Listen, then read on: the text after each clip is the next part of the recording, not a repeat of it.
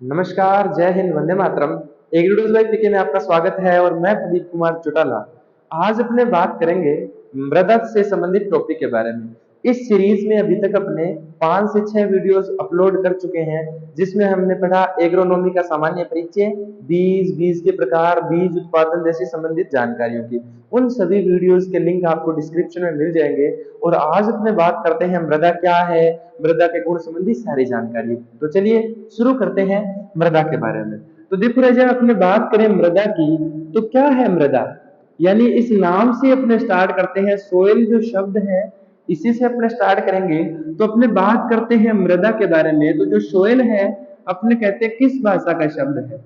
Latin भाषा। जो soil है, लेटिन भाषा के शब्द सोलम से बना है। लेटिन भाषा के शब्द सोलम से बना है। और सोलम का अर्थ क्या होता है? फ्लोर या फर्श। फ्लोर या फर्श।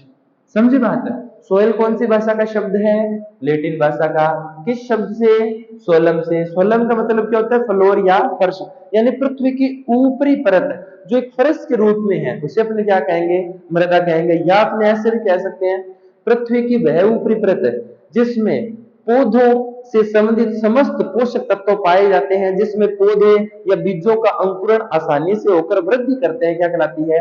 मृदा कहलाती है। या पृथ्वी की वह ऊपरी परत जिसमें कृषि संबंधी क्रियाएं की जाती है, क्या कहलाती है? मृदा कहलाती है। टेक्निकल अगर देखें तो जो सोयल है वो लेटिन भाषा का शब्द है और सोलम से मिलकर बना है, जिसका मतलब क्या होता है? फ्लोर या फर्श। इसके साथ देखो रजा, अगर अपने बात की जाए मृदा विज्ञान के बारे में, तो ये तो होगी सोयल ऊपरी परत। यानी सामान्य शब्दों में कह दिया कि ऐसी ऊपरी परत जिसके अंदर भी सभी पोषक तत्व उपलब्ध होते हैं जो पौधों की वृद्धि के लिए, बढ़वार के लिए आवश्यक होते हैं, मृदा कहलाती है। देखो तो सोयल जो शब्द है सोलम और लेटिन भाषा से बना है। अब जो सोयल की जो शाखाएं हैं इस विज्ञान की जो शाखाएं हैं, इस शाखाओं के अंदर अपने क्या क्या पढ़ते हैं मृदा से संबंधित? देखो, मुख्य अपने 3 शाखाओं के बारे में पढ़ते हैं इसके अंदर राजा। एक तो पढ़ते हैं राजा पेडोलॉजी। पेडोलॉजी। एक पढ़ते हैं इडेफोलॉजी और एक पढ़ते हैं राजा पेट्रोलॉजी। क्या पढ़ते हैं? पेट्रोलॉजी। 3 चीजें इस शाखाओं के अंदर अपने पढ़ते हैं। पहली पहली कौन सी बोलो? पेडोलॉजी।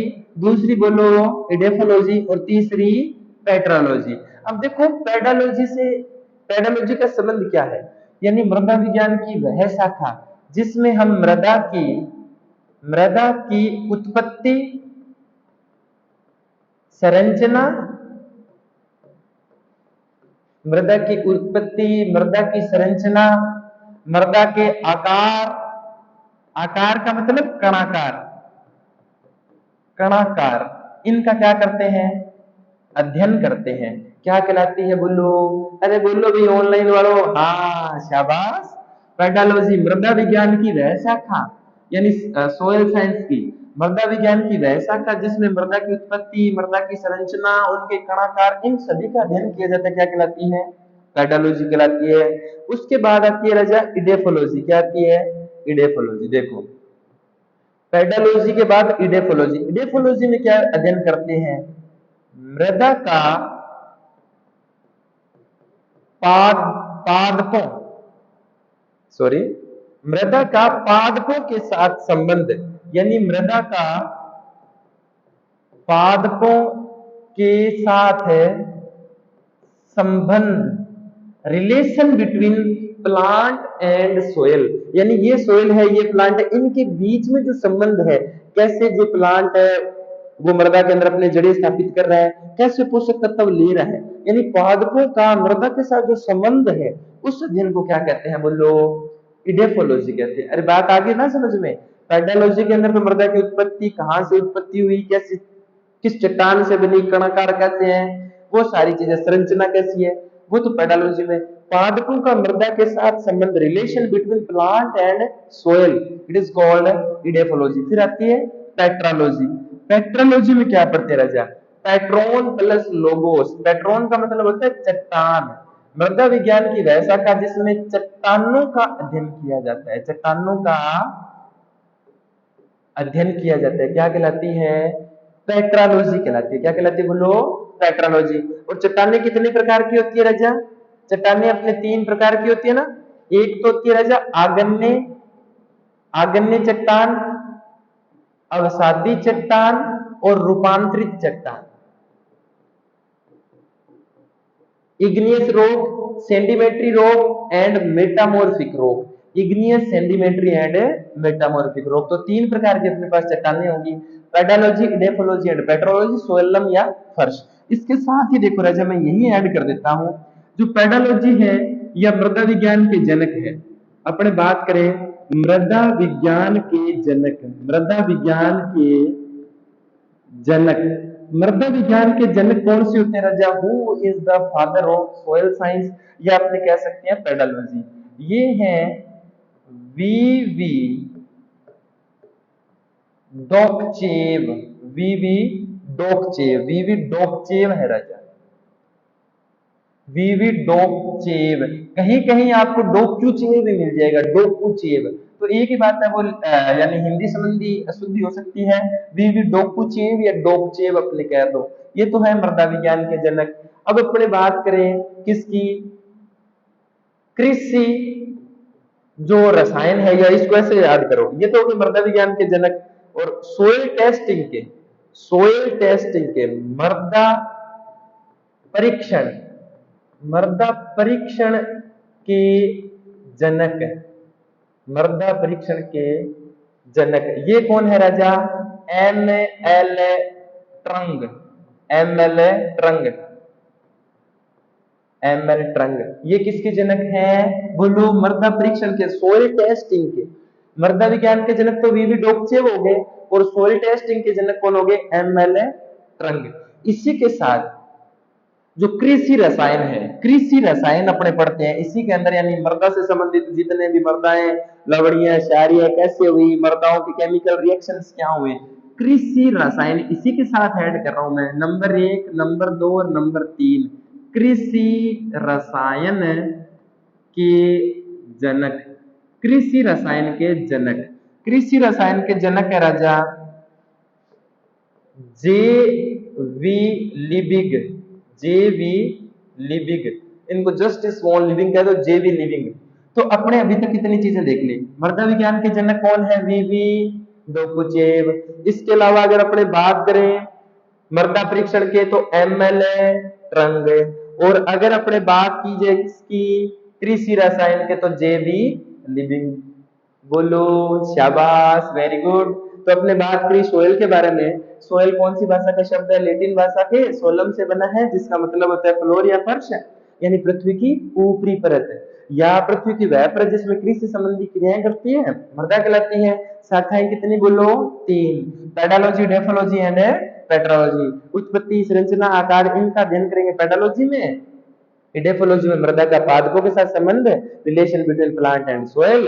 और पेट्रोलॉजी चट्टानों का अध्ययन, स्टडी अबाउट रॉक्स, चट्टानों के बारे में अध्ययन पढ़ेंगे। इसके अलावा चट्टानें 3 प्रकार की होती है, आग्नेय चट्टानें, अवसादी चट्टानें, रूपांतरित, इग्नियस, सेडिमेंट्री एंड मेटामॉर्फिक। 3 प्रकार के जनकों के बारे में पढ़ लिया। मृदा विज्ञान के जनक वीवी डोकचेव, मृदा परीक्षण के एमएल ट्रंग, और कृषि रसायन के जनक है जेबी लिविंग। स्क्रीनशॉट ले लो इसका, ले लिया राजा? इतनी बात समझ आ गई। अब देखो कुछ और महत्वपूर्ण बातें अपने पढ़ते हैं, इसी के ऊपर ऐड कर दूं ना मैं। चलो इसके ऊपर तो क्या करें, चलो नया प्रिंट कर लेते हैं। ये तो अपनी बात थी मृदा, मृदा से संबंधित। अब कुछ और चीजें देखो राजा, मृदा से संबंधित अपने बात करें। यहां से कक्षा 12वीं के छात्रों के लिए मैं बता दूं, 1% पक्का आएगा, चाहे वो एग्रीकल्चर केमिस्ट्री है, चाहे एग्रीकल्चर का है। इसके अलावा जैसे ये सीरीज ये पार्ट पूरा होता है, मैं आपको 5 से 8% बताऊंगा जो संभावित होने वाले हैं 12th के बोर्ड के एग्जाम से संबंधित, तो वो भी आप याद कर लीजिएगा ना। तो देखो अब अपने बात करते हैं राजा मृदा का आयतनात्मक संगठन, मृदा का आयतनात्मक संगठन या कंपोजिशन ऑफ सोइल। मृदा के आयतनात्मक संगठन के अंदर राजा आपने देखा होगा 4 चीजें अपने पढ़ते हैं, है ना? 4 चीजें पढ़ते हैं। एक तो होती है मृदा जल, मृदा वायु, इसके अलावा खनिज लवण, और 4 नंबर क्या आता है बोलो, सॉरी इसी को ऐड कर देते हैं, कार्बनिक पदार्थ, कार्बनिक पदार्थ। ये प्रश्न आपके 12th क्लास में, चाहे एग्रीकल्चर केमिस्ट्री है चाहे वो आपका एग्रीकल्चर है, इनमें से एक जगह ये प्रश्न पक्का मतलब पक्का आएगा। मृदा के आयतनात्मक संगठन के अंदर देखे जाए तो 25% राजा जल होता है, 25% ही वायु होती है। खनिज लवण कितने, हाँ शाबाश, पता है भाई आप लोगों को तो 45%, और ऑर्गेनिक मैटर कितना, 5%। इसको एक आयतनात्मक संगठन के चार्ट द्वारा भी समझा जाता है। ये अपने चार्ट पढ़ते हैं लगभग सभी बच्चे, है ना। इसके अंदर देखो राजा, जो जल है वो कितना है, 25%, जो वायु है वो कितनी है, 25%। इसके अलावा जो खनिज लवण, देखो बड़ा भाग है तो खनिज लवण, ये लवण, ये कितने होंगे, 45। और ऑर्गेनिक मैटर, इसको मैं सीधा ओवा में लिख रहा हूं, ऑर्गेनिक मैटर ये कितना है आपका, 5%। तो ये होता है मृदा का आयतनात्मक संगठन या मृदा के घटक, जिसमें जल है, वायु है, खनिज लवण है और कार्बनिक पदार्थ है। बोलो शाबाश, ये हो गया मृदा का आयतनात्मक संगठन। और उससे पहले होगी मृदा से संबंधित सामान्य बातें। इसके अलावा देखो, अब जो एक टॉपिक इसी के अंदर ऐड करते हैं अपने, मृदा उर्वरता और मृदा उत्पादकता। यहां से भी आधे नंबर का क्वेश्चन, ज्यादा बड़ा नहीं कहूंगा मैं, आधे नंबर का कोई क्वेश्चन बनने के पूरे पूरे चांस है कि मृदा उर्वरता क्या है और मृदा उत्पादकता क्या है। तो चलिए देखते हैं मृदा उर्वरता और उत्पादकता के बारे में, ये बात समझ आ गई, चलो ठीक है। इसके बाद अपने बात करते हैं मृदा उर्वरता और मृदा उत्पादकता के बारे में। देखो राजा, अपने बात कर रहे हैं मृदा उर्वरता व मृदा उत्पादकता, soil fertility and productivity, soil fertility and productivity. और जब आपके 12th के बोर्ड के एग्जाम और बोर्ड के प्रैक्टिकल होते हैं ना, प्रैक्टिकल के अंदर लगभग एग्जामिनर से पूछा जाने वाला सबसे ज्यादा जो क्वेश्चन है ये है कि आप तो मृदा उर्वरता उत्पादकता, वो मैं प्रश्न बताऊंगा कैसे कैसे पूछते हैं वो देखो। सबसे पहले अपने बात करते हैं राजा मृदा उर्वरता की। नंबर 1 पे अगर बात की जाए किसकी, मृदा उर्वरता की, कि मृदा क्या है, सोयल फर्टिलिटी। सोयल फर्टिलिटी मृदा के अंदर उपस्थित या मृदा की वह क्षमता या मृदा में पाए जाने वाले समस्त पोषक तत्वों जो पौधों को उनकी वृद्धि के लिए प्राप्त अवस्था में मृदा द्वारा प्रदान करने की जो क्षमता है वो क्या कहलाती है, मृदा उर्वरता। मृदा द्वारा पोषक तत्वों को पादपों की वृद्धि के लिए, पादपों की वृद्धि के लिए उपलब्ध करवाने की क्षमता, पोषक तत्वों को पादपों की वृद्धि के लिए उपलब्ध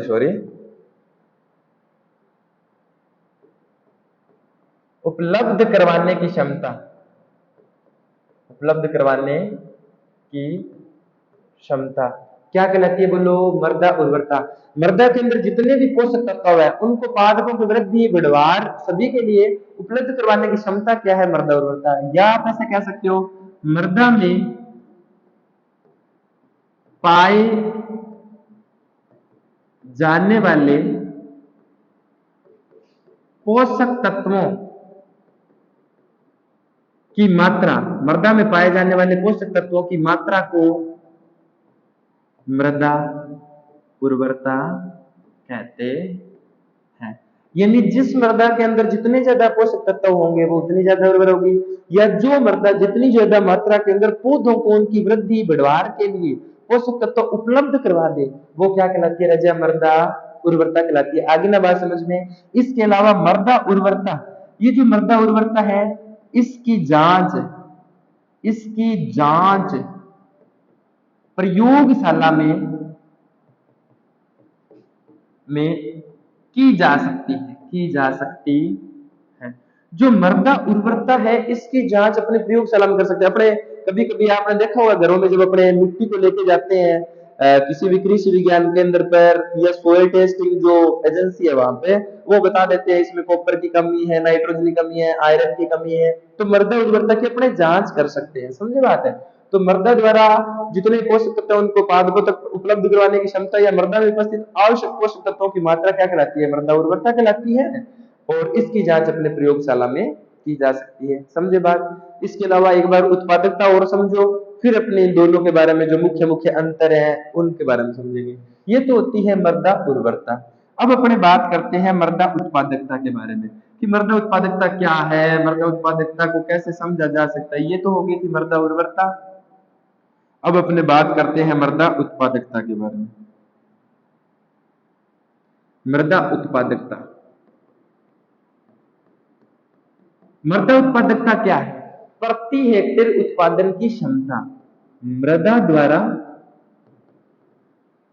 प्रति हेक्टेयर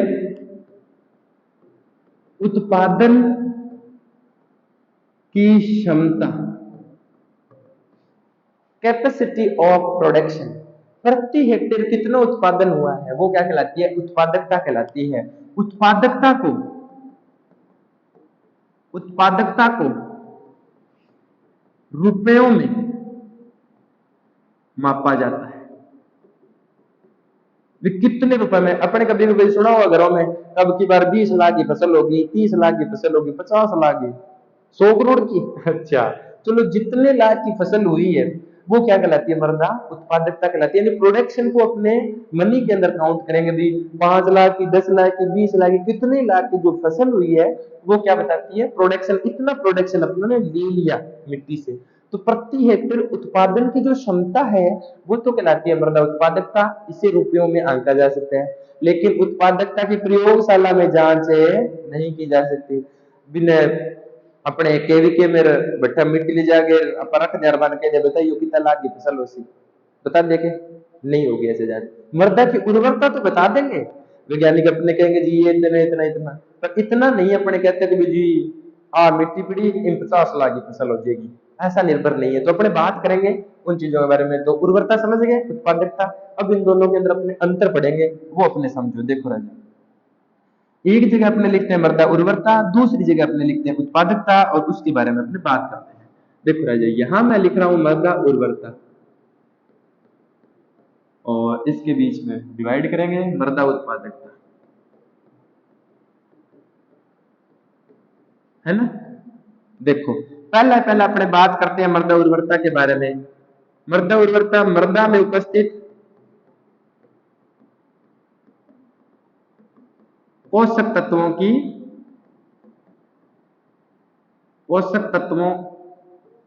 की मात्रा, और मृदा उत्पादकता में प्रति हेक्टेयर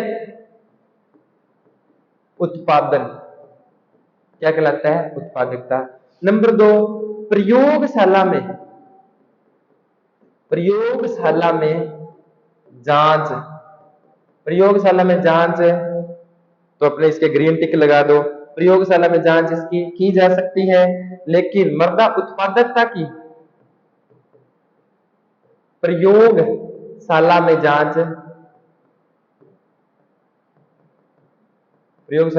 नहीं की जा सकती। अच्छा, तीसरा, और जो इधर भी तीसरा, मृदा उर्वरता के अंदर या मृदा उर्वरता को उसमें पाए जाने वाले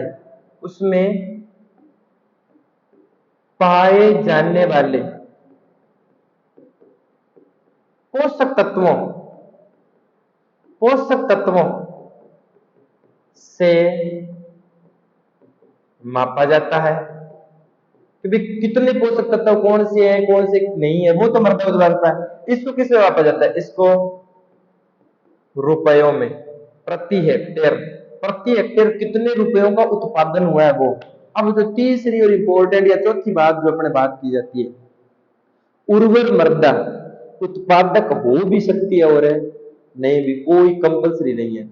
ये इंपॉर्टेंट बात है, और यही बात एग्जामिनर वायदे में पूछता है। जब भी अपने एग्जामिनर आते हैं 12वीं का प्रैक्टिकल, बहुत बार सबसे ज्यादा बार पूछे जाने वाला प्रश्न कि भाई उर्वर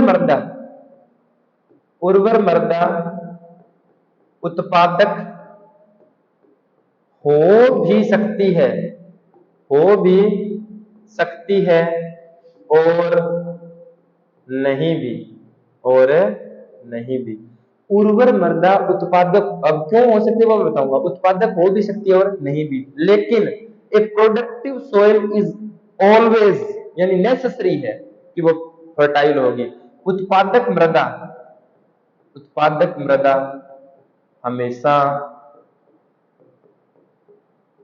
उर्वर होगी। देखो, एक उर्वर मृदा उत्पादक हो, जरूरी हो भी सकता है और नहीं भी। जैसे मान लीजिए अपने पास एक खेत है, सारे पोषक तत्व जितने चाहिए 17 21 जितने सारे पोषक तत्व चाहिए मिट्टी में है, सारी व्यवस्थाएं, पानी की व्यवस्थाएं, मिट्टी आप कह रहे हो दोमट मिट्टी, अच्छी मिट्टी, आप सारे कारण अपने पास उपलब्ध हैं, लेकिन उसके बाद भी प्रोडक्टिव हो ये जरूरी नहीं है। हो भी सकती है, नहीं भी। जैसे देखो अपने पास, अपने क्या लाइन लिखी है, मृदा उर्वर मृदा उत्पादक हो भी सकती है और नहीं भी। क्यों? अब आप कहोगे सर क्यों? देखो अपने पास फसल सबसे शानदार खड़ी है, अच्छे उस पर फूल आ गए, अच्छे बीज बन गए, लेकिन कटाई से पहले अतिवृष्टि, ओलावृष्टि आ जाए, ओलावृष्टि तेज तूफान आ जाए तो फसल सारी गिर गई ना, प्रोडक्शन क्या हो गया? अपने आप हट गया। तो उर्वर होने के बावजूद भी उसका उत्पादन नहीं हुआ। यानी उर्वर मृदा उत्पादक हो या नहीं हो ये जरूरी नहीं। क्यों? वातावरणीय कारक, कभी कभी बाढ़ आ जाती है, कभी कभी तेज आंधी आ जाती है, कभी कभी अब खेत में पानी लगा गया वहां कणक में, अरे घंटे बाद आंधी आवे तकड़ी सारी कणक आडी पड़ जाए, कंप्लेन वालों का भाई जी मैं कौन बाडू और कटान वाला लिया बेगा भाई जी मैं तो आडी पड़ी काटा कोनी में तो कुंटल 3 लियांगा ये बिक गई काटांगा 3 कुंटल कणक लेंगा 3 कुंटल बांध दे शायद 10 काम पड़ की पा रहा ना।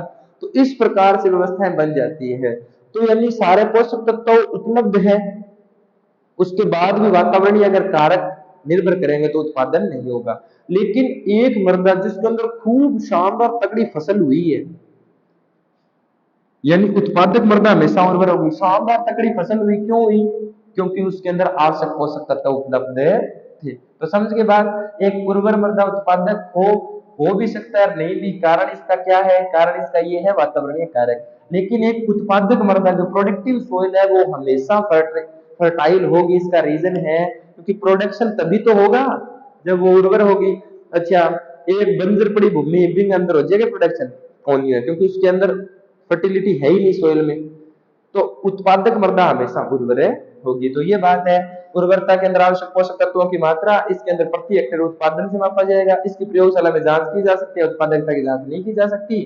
और इसमें पाए जाने वाले पोषक तत्वों की मात्रा के आधार पर इसका आकलन किया जाता है। उत्पादकता का रुपयों में प्रति हेक्टेयर कितनी उपज हुई है, उपज प्रति हेक्टेयर रोकड़ में। और यहाँ उर्वर मृदा उत्पादक हो भी सकती है और नहीं भी। ये बात पढ़ ली अपने। और उत्पादक मृदा हमेशा क्या होगी? उर्वर होगी। आगे बात समझ में। तो ये मृदा से संबंधित कुछ एक सामान्य चीजें अपनों ने पढ़ ली कि मृदा क्या है। मृदा के सोलम, जो सोइल है वो लैटिन भाषा के सोलम से बना है और इसका मतलब होता है फ्लोर या फर्श है। और इसके साथ ही अपनों ने क्या पढ़ा? देखो फ्लोर या फर्श, 3 शाखाएं पढ़ी, पेडोलॉजी, डेफोलॉजी, पेट्रोलॉजी। ऊपरी परत, आवश्यक पादपों के साथ संबंध, चट्टानों का अध्ययन पेट्रोलॉजी में किया जाता है। मृदा विज्ञान के जनक वीवी डोकचेव है। मृदा परीक्षण के जनक एमएल ट्रंग है। और कृषि रसायन के जो जनक है जेवी लिबन। इसी के साथ एक और देख लो राजा, एक IISS, Indian institute of soil science, Indian